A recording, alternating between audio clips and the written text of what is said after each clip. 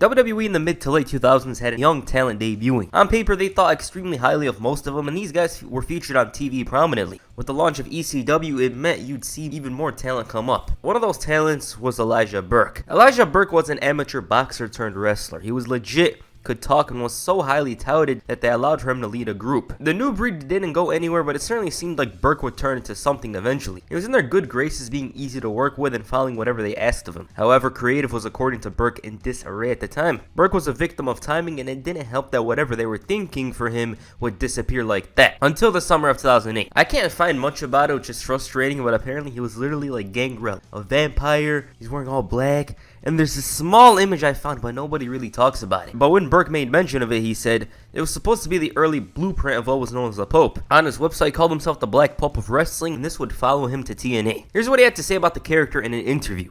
And I quote, "When the Pope idea originally surfaced in the WWE, that's what they wanted, you know? The plan was to have the Pope in a big hat and a staff and all that other stuff. But much like with everything in today's world, you have to modernize it, and you can't stay where you once were. You just kind of have to move forward. You kind of have to tweak things, and that's what I wanted to do with the Pope character. I wanted to make it something different, something unique. I didn't want to come out in a big hat, and I didn't want to come out with a staff. But Dad, if the Pope was selected today to be the official Bishop of Rome, then a lot of things would change. And the first thing I'd do to the Pope mobile is put some spinners on it, put some tinted windows on there, and put 2 chicks on each side of me."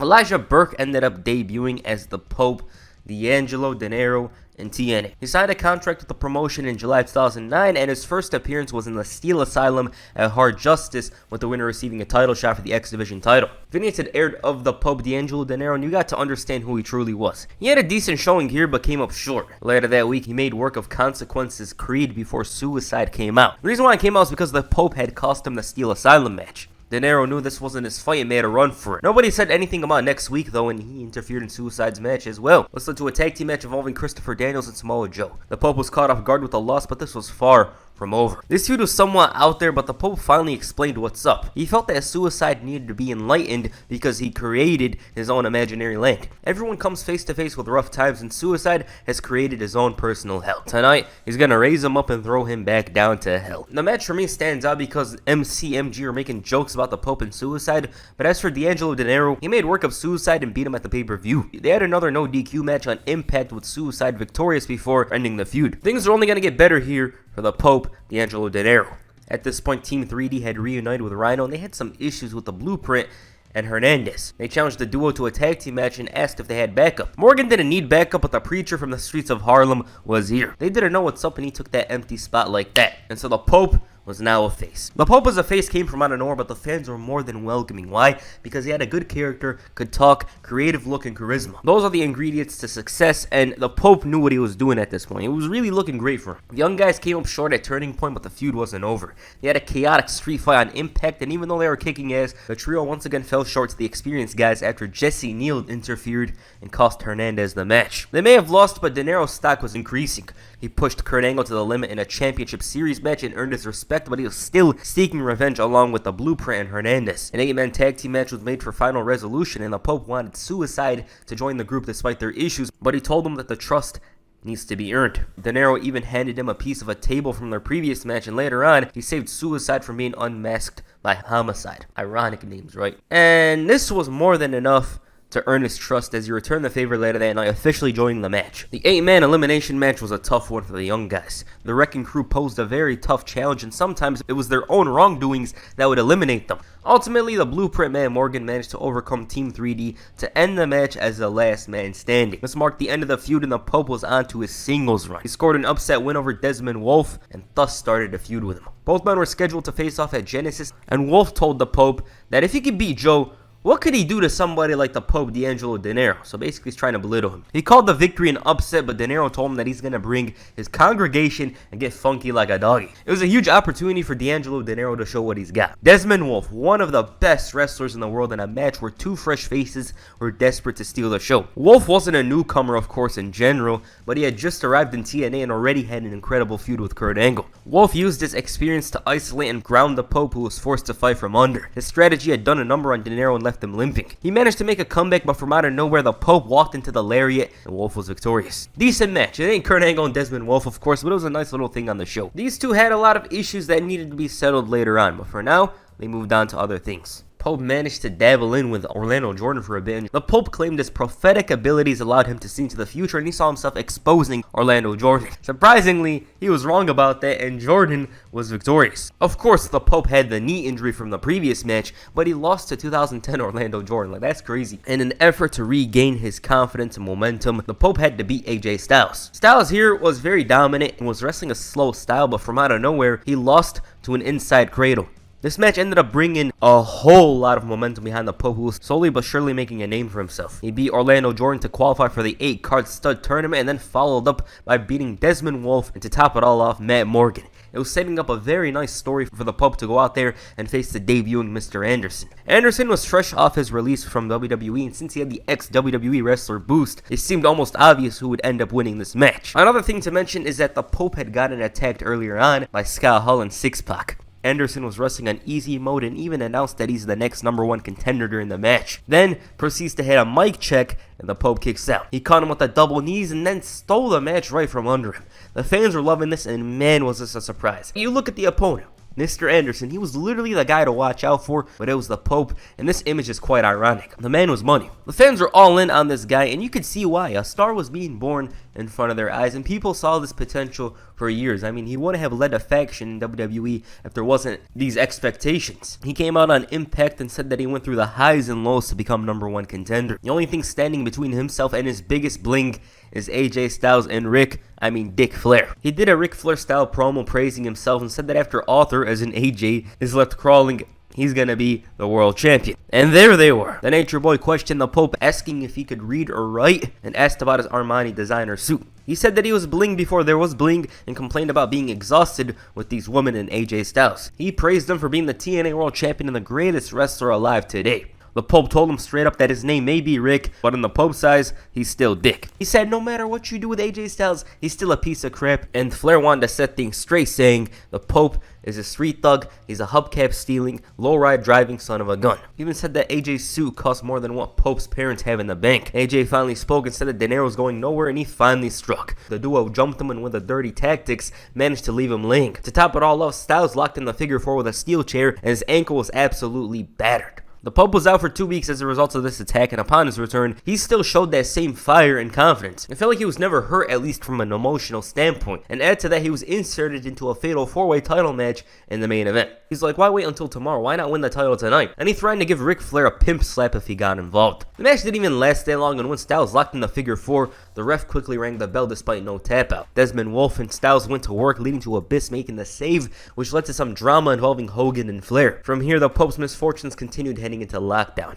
Desmond Wolfe inflicted additional damage to that ankle and basically cancelled their scheduled match. His night wasn't over though, as he tried to save Hulk Hogan and Abyss from an attack by the heels. It was chaotic, Jeff Hardy was there, and Impact had one of those WCW endings with everybody brawling in the ring. After weeks of getting assaulted and mauled, the Pope finally looked good for once as he dropped AJ Styles and made a joke out of the Nature Boy, Ric Flair. He had a lot to deal with at this point, like the champion, and in addition, he still had to deal with Desmond Wolfe. So his focus was on the newcomer. Not just the newcomer, because he was more focused in particular on Chelsea. He wanted to know if she rode sticking from out of nowhere. Wolfe runs in and gets his ass kicked before the Pope finishes where he left off. Unfortunately for him, he didn't ride out on a high, as later that night, Desmond Wolfe took advantage of the referee, who was down bad at the worst possible time, and dropped the Pope with a chain to win the match. He had to settle this one before fully focusing on AJ Styles. Wolfe had a huge issue with facing the Pope, feeling he's the one to challenge AJ Styles for the title, seeing as he beat him. So the Pope gave him the chance to do it. If he wins, he gets the title shot. He eradicated those doubts surrounding him and convincingly beat Desmond Wolfe to finally set his sights on the most coveted gold. AJ Styles, though, didn't allow for him to celebrate and quickly attacked. He drops him with a Styles Clash and started shouting at him before the monster Abyss came out. Now for the Pope, he said that it's time to put up and shut up for AJ Styles. After lockdown, he's going to be pimping and riding, talking and jiving all night. His partner for the night, Abyss, was hit by a car, and so Black Machismo wanted to step in, but then Beer Money dropped him. So this was going to be a handicap match for the Pope, D'Angelo De Niro. Hulk Hogan leveled the playing field, as this was during the lockdown build, Team Flair and Team Hogan. But the match never really happened, as everyone was attacking the Pope and leaving him battered. Okay, this is what it's come down to, a lockdown steel cage match. The Pope, D'Angelo De Niro, did a great job of presenting himself. He had the charisma, mic skill, and it got to the point where the man didn't look out of place in a ring with Ric Flair and AJ Styles. The match itself was solid, it was decent. Styles showed why he was champion initially, and just when the Pope builds momentum, he's feeling something in his shoulder. The champion was doing what he did best, and that's steal the show, and despite his efforts, he was unable to stop this onslaught. Until he found a pen, and that was enough to open things up and retain the title. It was a random and somewhat anticlimactic ending, especially for a steel cage match, but the match was good.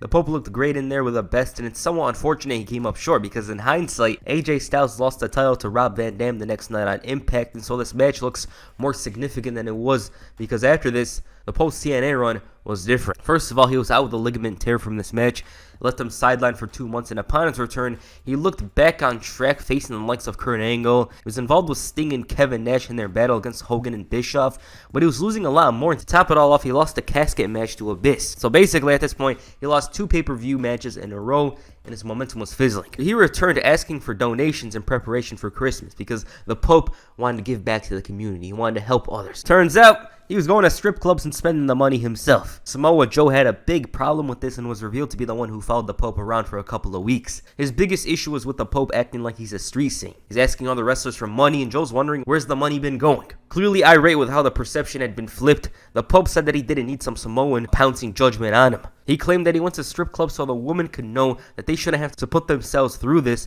to go to college. He's the one that gives the kids hope for Christmas. He told Joe to check himself before he wrecks himself. Feeling his reputation was on the line, the Pope tried to show a clip of Samoa Joe's family, and there was some pics. Joe thought it was ironic that Pope says he's pimping because he runs like a bitch. And he once again thought this was proof that the Pope was a fraud. Joe told him that at some time, he's going to get his hands on him and promised that Joe is going to kill him. Now, Joe was the one who was literally following the Pope everywhere. It was actually Okada. Kazuchika Okada had been repackaged to look like he was in the Green Hornet at this point.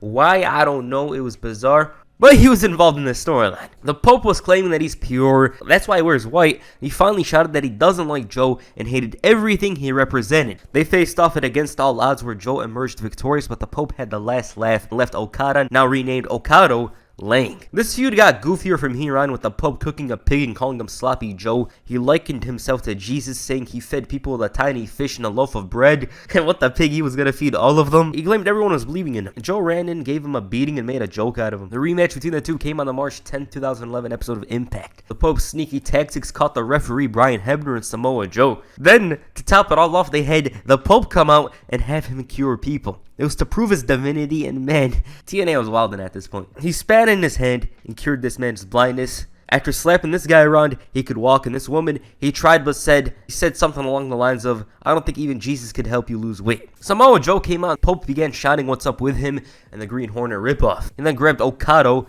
and held him at knife point. Why? Because Joe was going to beat him up. He needed something for leverage. He managed to drag him to the stage, kick him, and drag him to the back. Okado was isolated away from the public, and De Niro told him that he's taking him to the streets where it's rough. He was tortured, humiliated verbally, and was told, quote, this isn't personal, but it's personal, before taking another beating. This didn't last too long before Samoa Joe finally made the save. Okado had the chance to battle with the false prophet, but he was far too much, and while he did win by disqualification, he paid a price. The Pope seemed to have the best on both men, and he was always one step ahead for the most part, but it was all going to come to an end as they had their final match inside the steel cage at Lockdown. Joe whooped his ass, exposed his ass literally, and choked him out. Unfortunately, this was as good as it was going to get for D'Angelo De Niro. Because while this stuff was messy, goofy, bizarre, it was still somewhat big for the Pope, because he was out there facing Samoa Joe, who I know he fell off a bit during this time period, but he was still Samoa Joe. From here, he tried to gain the trust of Devon, who was very hesitant to associate himself with De Niro, and the Pope had to win him over after a couple of months. And they became a tag team. Devon at the time was bringing out his kids and was starting to become worried that the Pope would be a bad influence on them, and it was clear that the Pope was swaying them in his direction. He felt that the sons wanted a cool dad, not some old head. Best of all, at one point, he told Devon,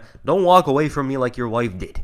He said that they should be his kids, but it's no problem because he's working on it with Devon's wife. The situation became very dire for Devon. His sons had turned against him and were taken under the wing of the extravagant, often hedonistic Pope. The boys knew what it was all about. That's why they gravitate towards them. The kids studied at the same school as Dominic Mysterio by the looks of it. The feud culminated at Genesis with Devon beating the Pope and the sons realizing they did wrong and sided with their father. As for the Pope, he didn't do much here, and with TNA doing a lot, he was lost in the shuffle. He was already a bit lost after that random heel turn, but it got to the point where he wasn't even on TV. He didn't really do much and was released in January of 2013. So that's the Pope's original TNA run. Personally, this is a very big missed opportunity. When you look at people from that time period, they love the Pope. It's not some revisionist history. Well, actually, the Pope was good. You go on the internet, you look at the fans in the crowd. A lot of people like this guy. The thing that it come down to is misbooking, you know? Stuff happens occasionally, and he was a victim of it. And because of that, his career was pigeonholed. He should have been a bit more than he was, especially after February of 2010, because he was literally one of the most popular wrestlers in the company at the time, and they didn't really follow up with him. He was doing stuff here and there, but they didn't really put more effort into making him look better. The time period with AJ Styles was where he was most popular, and he just wasn't the same after the injury. Once he came back, he lost to Abyss, took beatings, then he turned heel, had the goofy-ass feud with Samoa Joe, which was entertaining, I'm not gonna lie, but there was a lot that was off about it. Pope as a character was very good, you know, here. I just liked the way how he was delusional and believed that he was actually a savior, a prophet, sent from the heavens. It was a great idea, I liked it, but they didn't really follow up after he lost to Samoa Joe. They didn't really do more with that, which I feel was a missed opportunity. So when you look at it in general, they missed the opportunity with him as a face, and in my eyes, they missed an opportunity with him as a heel. So yeah. Alright, what you guys think of the Pope? Please comment down below, and that's the first video. Make sure you hit the Elijah Express on the like button, and perhaps the coronation on the subscribe button. Peace. I'm out.